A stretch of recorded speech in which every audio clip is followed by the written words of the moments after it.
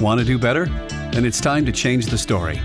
Welcome to our show about new visions currently transforming the world through the confluence of art, tech, and innovation. And now your hosts, Michael Ashley and Neil Sahota. Hey, welcome to another episode of Changing the Story. Got a fantastic guest today, Jose Luis Ramos. He's a second-year MBA student at MIT and currently working at Google. Jose majored in civil engineering at UC Irvine, go Anteaters, but realized that his passion lied at the intersection of business, psychology, and tech, which led him to the world of startups. At MIT, he's co-founding Mindfulness Leadership and is focused on building a community of future business leaders that want to cultivate their mindfulness practice. He's also the co-president of the Hispanic Business Club. Hey, Jose, welcome to the show. Hey, guys. Thank you for having me. And if you wouldn't mind, before we get started, doing a little moment of arrival. So if you'd be open to taking 3 deep breaths with me, that's going to help me settle in. Sure. Let's do it. So we can start.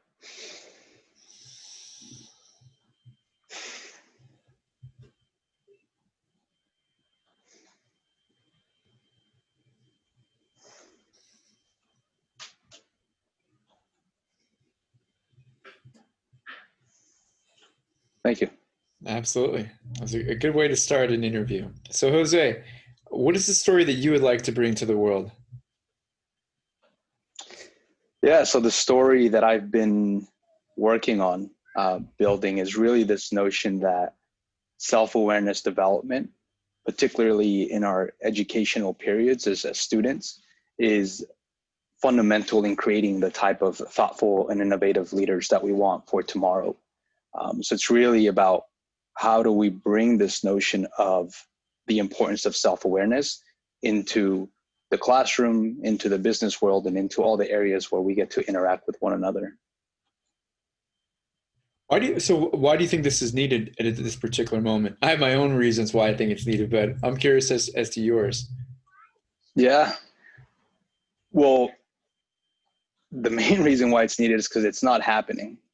So both in my undergrad and currently being an MBA student, I think we focus a lot on the data of things, on the technology of, that we need to think about, or on like NPVs, on financial analysis. But rarely do we think about, well, what's the long-term impact of our decisions? And in a world that's getting more complex and where we have tools to have much wider impact, I think it's really, really important to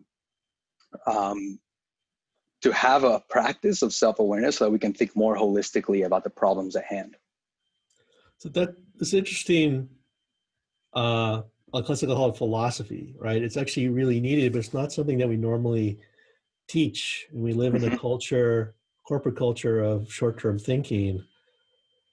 How did you come into all this? I mean, what kind of unlocked and you realized that kind of aha moment that there's a real need here and I got to fill the gap? I'd say I was having a conversation with a friend yesterday about this, so it's top of mind for me. I was really fortunate during my time at UC Irvine that the Dalai Lama came to speak when I was, I think I was either like a sophomore or a junior. And I remember I was it was either between my math class or going to see the Dalai Lama. And I was conflicted. I was like, I need to go to math. I need to be a good student, right? But I was like, wait, there's this opportunity to see and hear from someone completely different. And long story short, I made the decision to go see the Dalai Lama. And there was something about experiencing his presence. I was in a stadium full of people, but there was something about a calmness that he radiated. And also what he talked about, which is the impact that emotions have on our decision-making abilities. And how anger, for example, can create a little bit of a tunnel vision. And I think there's research now that actually showcases that our peripheral does get shortened when we're angry. So for me, kind of having that early on, and then I just became really curious about how my brain worked and how my emotions impacted how I see the world. And so I just started practicing again when I was about a junior. And so I've been at this for about 9 years. And ultimately, I've seen how it has impacted me in the world of sales, which is where most of my career has been. And I think it's something that I'm just super curious about, like what would happen, right? If we had more leaders who were compassionate, more leaders who could sort of like self-assess, hey, before I say this, let me sort of like be aware of what I'm about to say and the impact it's going to have. Like just imagine what would happen in that type of world. I hear you say that, and I was watching an interview with one of the presidential candidates. I won't say which one, and I could see that person saying, you know what, I do that anyway. I'm always compassionate. I'm always thinking about these kinds of things. I feel like our leaders have to say those kinds of things. Oh yeah, I think about that stuff too. But I think that their actions don't show that, as you might agree. So how first of all do we get someone to change their thinking about this, and to paint us a picture of what that looks like when a leader begins to think this way?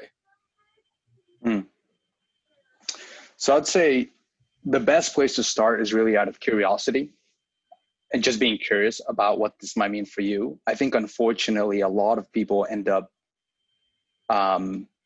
developing a mindfulness practice out of some sort of suffering or some sort of big pain that they're going through, a divorce or their company failing or getting fired. And sort of you try all these things and you're like, wait, let me try this other thing. And this other thing, after you've done a few of the typical things that we go to, you'll try mindfulness. You're like, hey, there's something here. There's something about sitting with myself. So I say one is getting curious, but what does it look like in building it? We ran, so I'm building mindfulness and leadership at MIT, and initially wanted to get a sense of what was holding people back from practicing. And we ran a survey here at our campus, and the two biggest responses that we got was not having enough time and not knowing where to start. I think not having enough time is something that we're always going to come up with, right? So somehow we have to find it in ourselves to want to schedule this in, which I think curiosity helps that. But then also having communities and places where you can go to, where you can kind of have someone that's teaching you or sharing these practices with you. And so our three pillars are really mindfulness training, community building, because we do find that a lot of people are interested in this, but they're very siloed. Everyone's sort of like little islands. And then the third component is about the leadership development. I think a lot of times things of mindfulness focus on stress or kind of like the harder things in life. You see a lot of these coming out of like hospitals, but we wanted to focus on the impact that it can have on the positive impact it can have on your abilities. And sort of, if you're looking for that, what's the way that I up my game?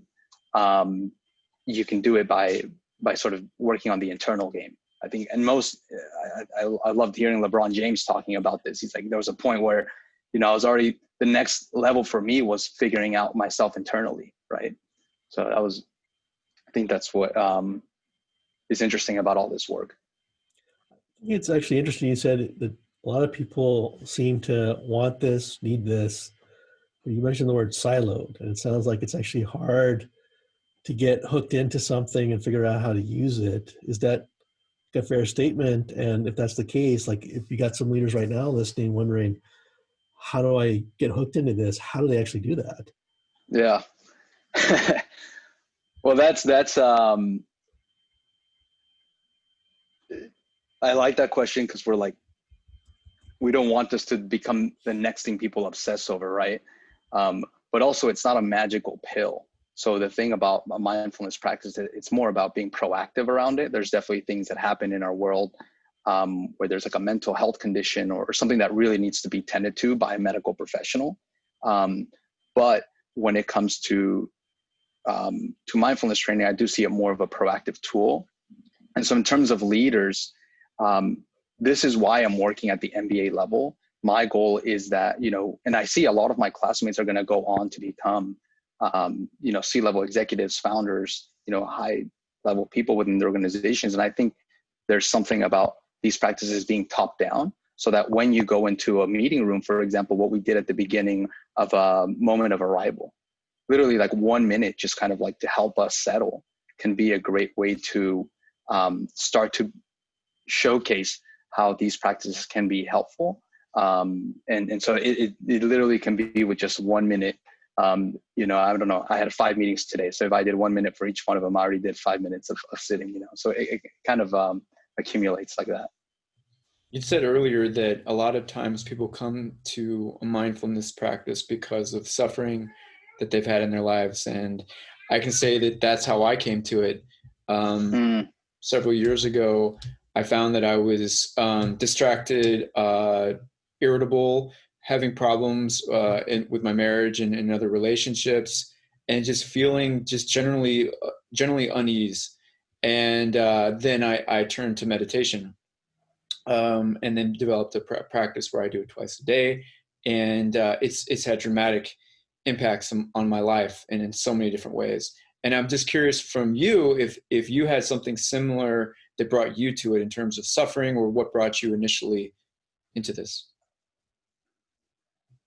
Yeah, I'd say that, and one of my meditation instructors called this out, and he's like, Jose, you're kind of weird because you came out of this from being curious, right? When I started to show up to the center that was across UC Irvine, which is called the Center for Living Peace, I was there because I really was curious about how my mind was working and how, like, what I didn't know. But I'd say what has kept me practicing is things that have then happened afterwards. And so in recognizing that, for example, just simple things like road rage. This used to be a big thing for me. Like, if you looked at me while I was driving, I would think you wanted to race me, and I would think bad things about you. But it was like actually through cultivating a practice that I sort of became less aggressive as a person and was able to be more compassionate to thinking, hey, maybe that person that just cut me off has an emergency that they're actually trying to get to. So I don't need to sort of respond with this aggression. And then what I started to see was these moments in my life where having had a practice allowed me to respond differently. And just as a quick example, my car was parked and there was a car that came and hit it from the back and just completely smashed the trunk. And I saw it and I was looking at it, and my dad came out and he was yelling and he was telling the person like how stupid they were. And I was looking at my dad respond, and I wanted to respond like that. But I just said, hey, that's not going to help us like solve the problem at hand. What I need to solve is getting the insurance information, taking pictures, and getting this taken care of, right? And so it's been a lot of those little micro moments where I see, wow, I didn't respond in kind with like aggression, or I was able to see more holistically the picture at hand, that I then saw different results. And so that has been what's kept me. But I also had a few, this might be a little more personal than I intended to share, but last semester I was really, really struggling. And mindfulness was not, like, having a mindfulness practice was no longer helping. And it was actually getting attention from a mental health center at MIT that really sort of helped me see and reflect on my emotions. So I'd say mindfulness is not going to be the cure for a lot of those things, but I think it's a combination of them. I hope you're doing better now, Jose. A lot better. Yeah. It's been great. I'm kind of curious, right? Because a lot of people tell me that I'm Mr. Calm, Mr. Cool, Mr. Collected, but it irritates the heck out of some people, right? Yeah. It's like something's happening. Like, we had some wildfires go on, and evacuate, and people were like, "Why are you so calm about this?" Like, they want to run around all the time, and it's just like, I'm just sort of thinking like, okay, what do we need to get? Who do we have to get? Where are we going to go? Right. Mm-hmm. So, some people respect it, and some people, it just, like I said, irritates them. I can tell you so many stories about that. Is that a drawback to mindfulness? Is there something special people need to realize? Is that just a thing to be aware of? I mean, it's kind of a weird reaction to that, right? Yeah, as you were telling me that, we had a conversation with a VP at a company. They're one of the biggest like flower distributors in the world. And he talked about how on March 13th, they lost about 80% of their revenue. So imagine being the leader of this company. All of a sudden you lose 80% of revenue. Everyone's freaking out. What's going to happen if you as the leader freak out as well, right? There is inherent value in being cool, calm, collected. And maybe it throws off people a little bit, but I think it throws us off because we're so used to responding in kind, right? We're so used to responding with our emotions. But I think there is a lot of value in, now the thing is, you're not rejecting what's happening, right? You're not like, oh, everything's on fire, like it's going to be fine. Like, not at all, right? If anything, you're saying everything's on fire. We need to get a handle of this, but I need to stay confident because people are going to be looking at me. And then when I start freaking out as a leader, that's just going to go down the chain, right? So I think there's a lot of value. And if people feel weird about it, I think that's a good teaching moment for ourselves, right? If I'm being bothered by your calmness, that's a good moment to ask myself, why am I being bothered by Neil's calmness? Like, why do I want him to be pissed off the way I am? And hopefully that's a teaching moment for ourselves. And it's like, actually, maybe I can learn something. Hey, Neil, how do you keep calm? Are you not freaking out about this moment? We're all bothered by your calm. We're all bothered by your calmness, Neil. You are very calm. I have noticed that about you. You are very calm. I have a related question. I have, right before this Zoom call, I'm working on a book. And in this section of the book, I was talking about Mad Men, the TV show. So my mind was thinking about how business practices were, in the 1960s, 1970s. And in my head, I think about mindfulness. I think about if you'll call it old school mentality. I think especially a lot of men who have a need to prove themselves, be the alpha males, have testosterone filled, that they might view this as somehow weakness. And I wonder what your thoughts are about that, because it seems to me that people, and if you'll call this an enlightened era, I don't know if we want to think about it that way, but in our present moment, it seems to me people are more receptive to these ideas, especially because tech has definitely embraced them. And yet I think that a lot of men in particular have some issues with them, kind of related to what Neil was talking about with calmness. And I wonder what your thoughts are about this. Yeah, I'd say for me, it's really about the practicality of having a mindfulness practice. And I have wondered about that myself as well. Like, oh, is this going to make me weak? Is this going to make me, I don't know, miss out on something? And at least what I've learned is that the practice does let you see and understand the problems at hand a lot better. And I think that's way more valuable than being the person that comes in and like pounds their fist and says, this is my way. I think it's getting harder and harder to be a this is my way type of leader, because the world is getting so much more complex. And it really is getting harder for one person to have kind of like the answers or the way to be. So again, I think that's a moment of exploration, right? If you see it as a weakness, like why does this threaten my masculinity? Why does this threaten my ability to lead, when there's a lot of research now by Brené Brown on the impact of vulnerability? And I think if we want to build more diverse and inclusive environments, and leaders actually want to lead those, they don't just want to put a little line on their websites that say that they're an inclusive company, but they actually want to be one. They're going to have to find ways to open themselves up, because they'll be opening themselves up to different perspectives. So yeah, it's a little bit meta maybe, but it's this notion of really reflecting at that point, like, why is this threatening me? And I think for me, I've sort of not thought about that in quite some time now, because I don't feel it that way, right? If I'm proving results and I'm just delivering more than my counterparts, that is also pretty valuable to me. And so I think that's hopefully going to encourage people to want to, take a peek at this in their own lives. Sure. I suspect there's always a little bit of skepticism out there. I know that you started your Mindfulness Leadership Club at MIT. Yeah. How's that going? Maybe hearing the story and how it's resonated might convert some of those skeptics. Yeah. And first of all, let me say skepticism is super healthy. We don't like cynicism is a little different, but being skeptical about the practice, I think, is so important. I think one of the issues that we're getting in today is that, if I follow you, Neil, as a leader, and you say something, I have to automatically believe you.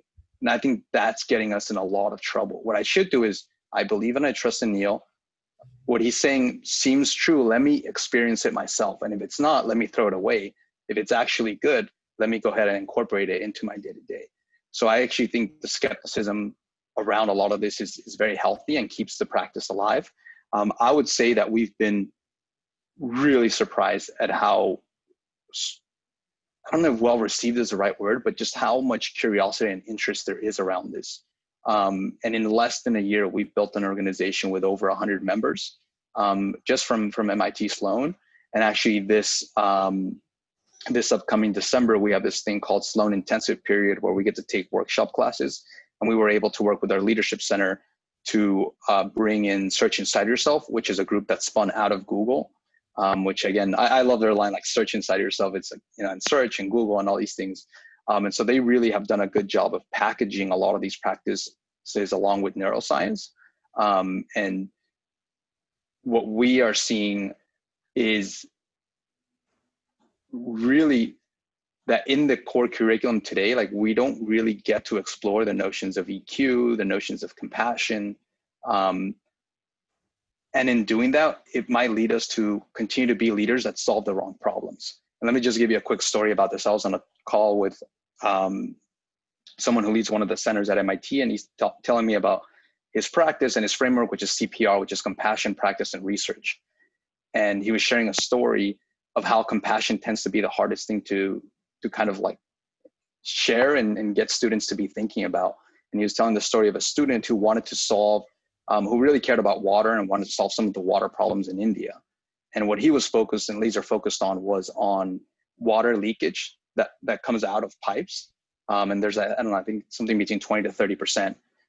And so the student wanted to solve that problem. He's like, I need to solve that problem. But he said, okay, before I do that, let me go to India for 2 months and see what that problem is actually like. Let me build some compassion and empathy for what I'm actually trying to solve. Whatever, 2 months go by, he comes back to the professor. He says, I don't want to solve that problem anymore. Because what I realized is that people depend on the water that's leaking from the pipes because they don't have access to that water otherwise. So what I now want to solve is how do I make sure that that leaked water is actually potable and clean and not contaminated?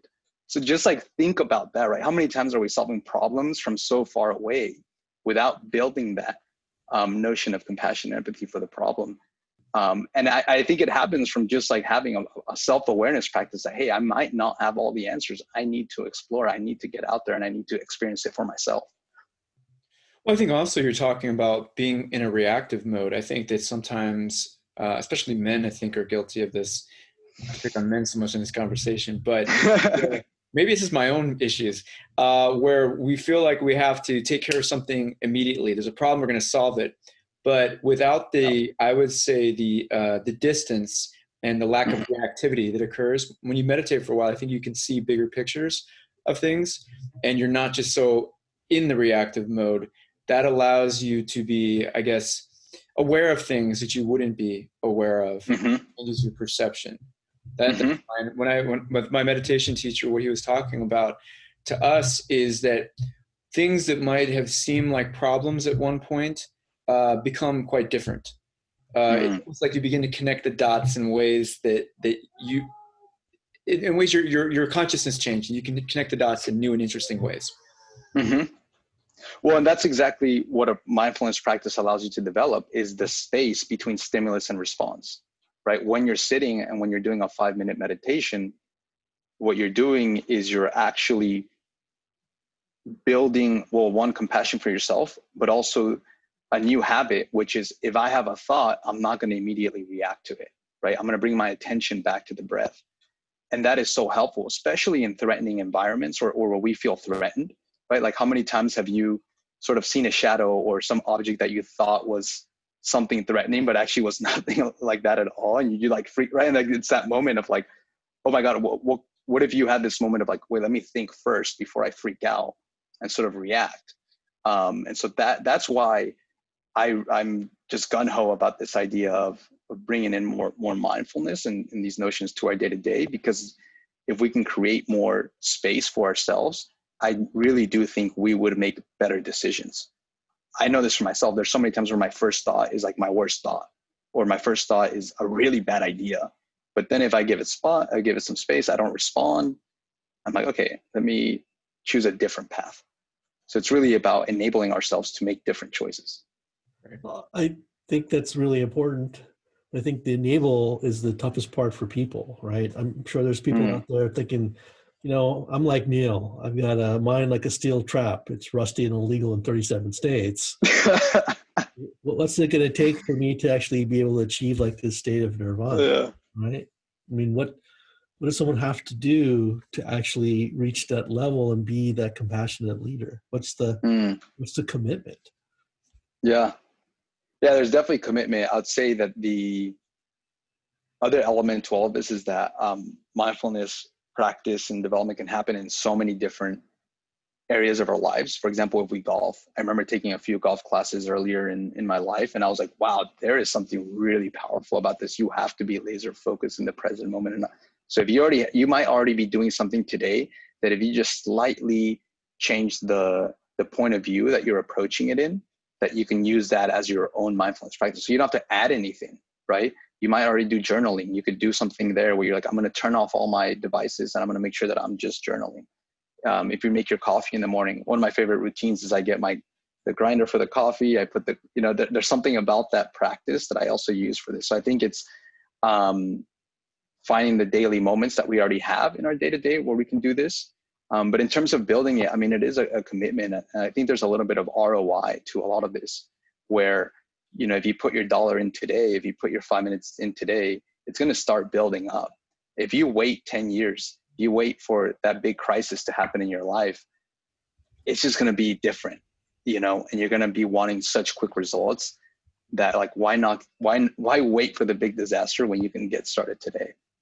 I think it's Deepak Chopra, but it could be somebody else that he said something like, for those that say that they can't meditate because they're too busy, well, then you definitely need to meditate. That means you're exactly the right person to meditate at this moment.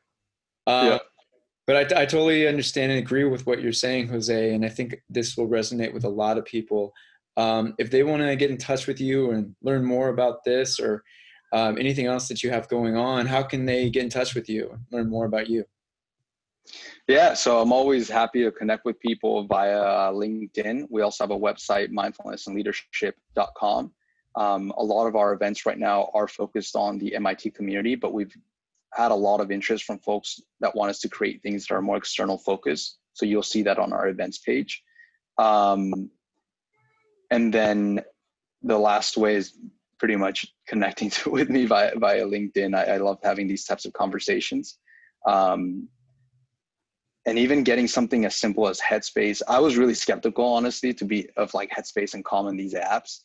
But I've started using it for the last year, sort of after having my own practice. And I think they've done a really good job of consolidating a lot of just like practices and information. And they have courses that you can do based on like things you might be interested in, like relationships. But right now I've really been into their daily meditation. And so they just have a daily prompt that they do. So that's my biggest ask for people. And like, if I can get one wish to kind of come true, is give it a try. Don't believe me, but like try it yourself and then see if it's actually something worthwhile for you. Awesome.